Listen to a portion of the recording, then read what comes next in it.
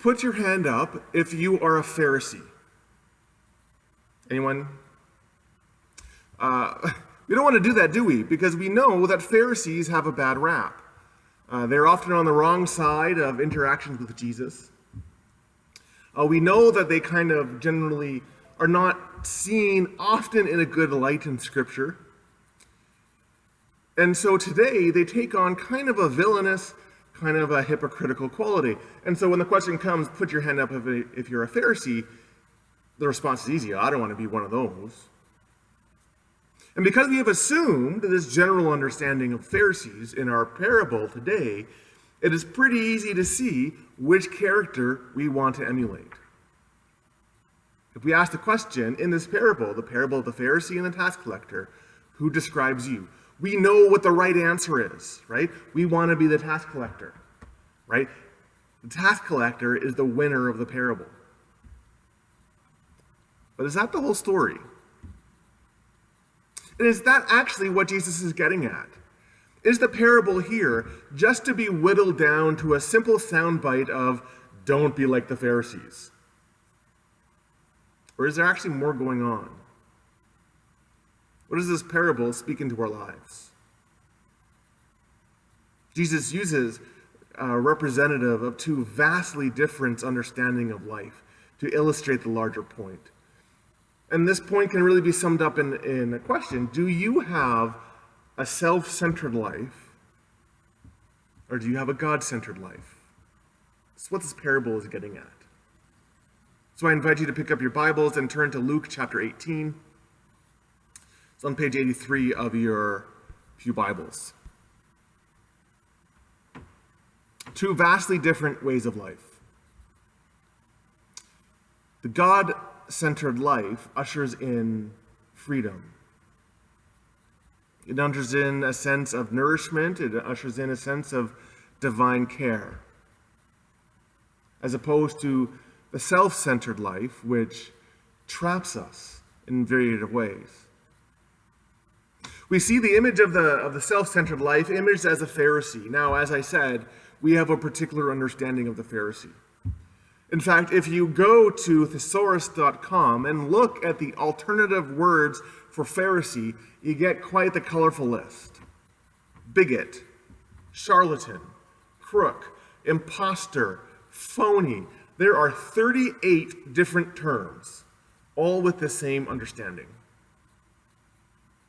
The question is this what the hearers of Jesus in this parable, when he was speaking it, is this what they would have heard? No. The Pharisees were understood as people of devout religious faith. They were people concerned with the execution of faith in the regular spheres of life. They were those who, in some sense, epitomized what the call of life, or the call of faith in life, could actually be like, what it actually meant to live a life with God. Right? They were not like the temple high priests or the Sadducees who were strictly concerned with temple observance.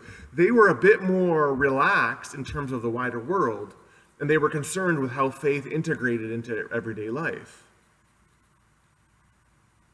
So to anybody hearing the bare bones structure of this parable, a Pharisee and a tax collector walk into church one Sunday, anybody would assume that it was the Pharisee that was on the right side of the equation.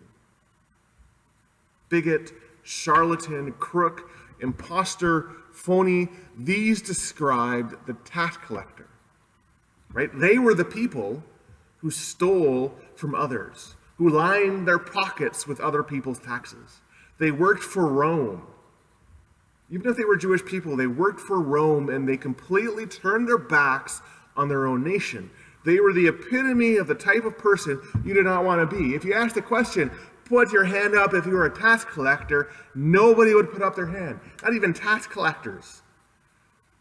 So the shock of this parable, and in parables there is always a shock. The shock of this parable is that Jesus reverses these people. It's the Pharisee that shows a self-centered life. And it's the tax collector that really shows what it means to be God-focused. So what is the self-centered life? It is a life in which who I am is seen as the most important thing, not just in my own life, but in others' lives as well. It is kind of to hoist yourself up as the epitome, as the standard. The parable is directed to those who were confident in their own righteousness, and they looked down upon everybody else. They felt they were so good, they were so holy, they were so amazingly perfect that everybody else just naturally had a struggle to keep up with them. Even God had to put on sunglasses just to look at them. That's how brilliant they were. And why did they look down on everybody else? Well, because they weren't them. They didn't meet the standard which was set by their own person. They saw themselves as the standard to which others had to strive to become. And the fact was, nobody could ever keep up. Nobody could meet their standards.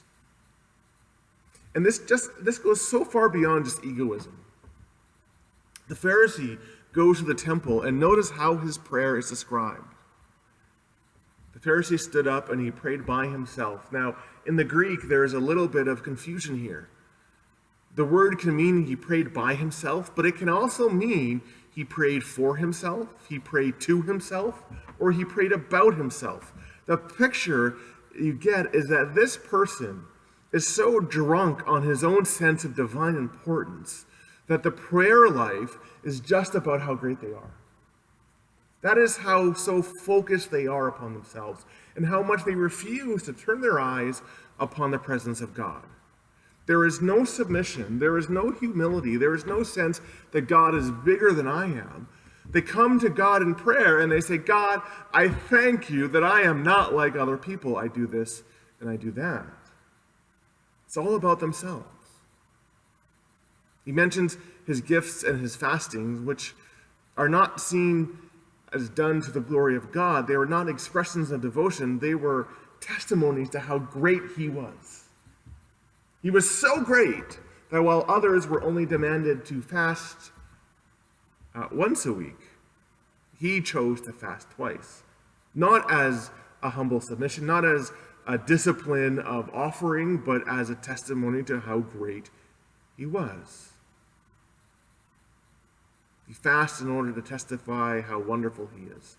It would be like if I come home with flowers for Alicia, and instead of writing on the card, I love you, I wrote, look how great your husband is. It's the same type of thing. God, you should recognize how great I am and all the wonderful things that I do because of my greatness. And God, you should really reward me for being me. That's what it means to be confident in our own righteousness. That's what it means to be a self-focused life. And you can fool yourself and you can say, well, at least I'm praying. Or, at least I have a desire to do the right things before God. But the reason why you're doing it is all to bolster your own sense of self-image. And in that image and in that comparison with other people, you essentially become trapped. Because it's really hard to have a vision of God when our eyes are completely focused in upon ourselves. It's really hard to understand the awesomeness of God's presence.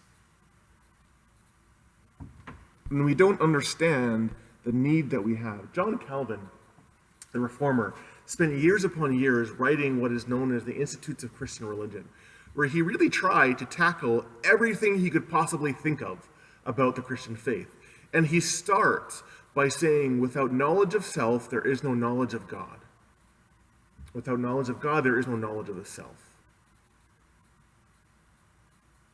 The God-focused life, like the tax collector, recognizes our need.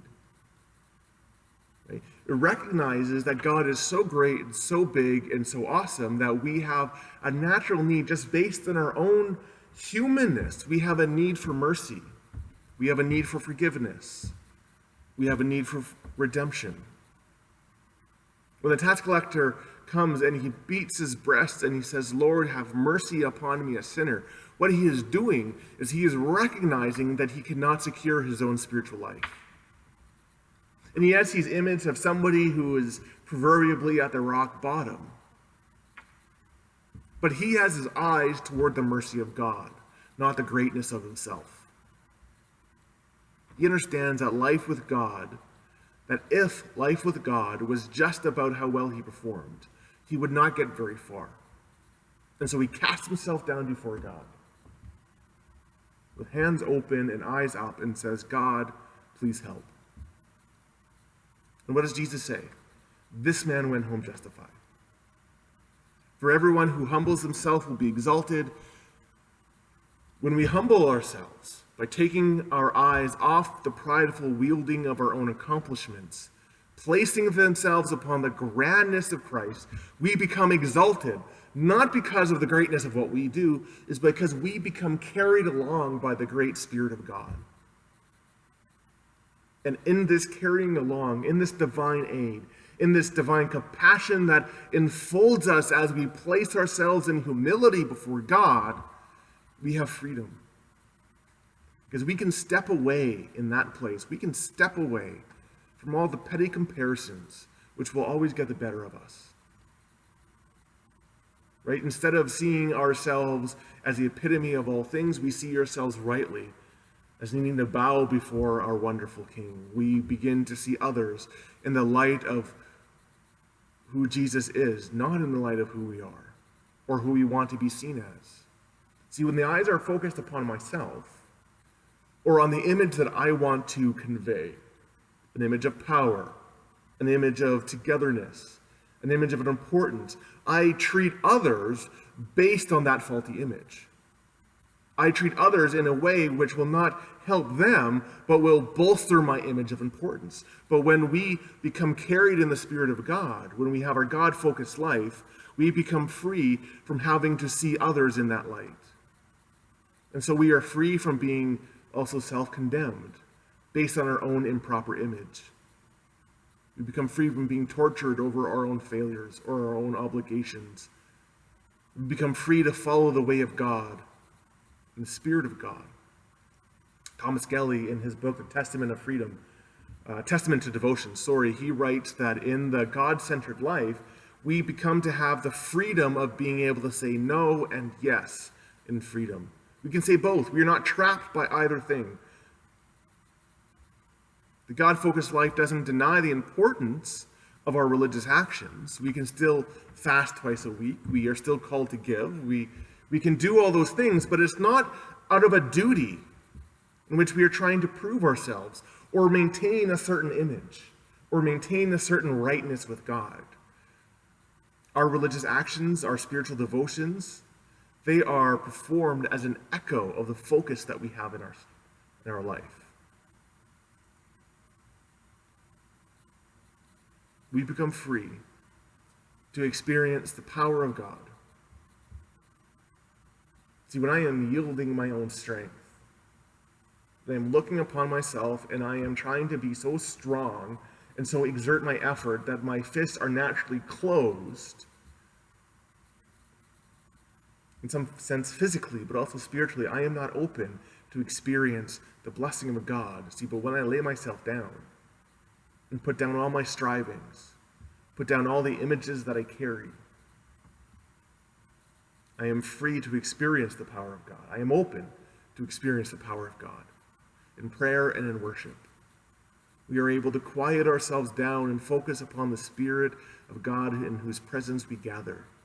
There is no transformation in the self-focused life, because why would you ever search for transformation when you believe that you are the epitome of everything? But when we are God-focused, we open ourselves to the God who changes us, who challenges us. Yes, sometimes we are challenged. Sometimes we are challenged by the holiness of God. God, have mercy upon me, a sinner. We do sometimes, in the light of God's perfection, see our own imperfections, but we also see the beauty of who we are called to be in Jesus Christ.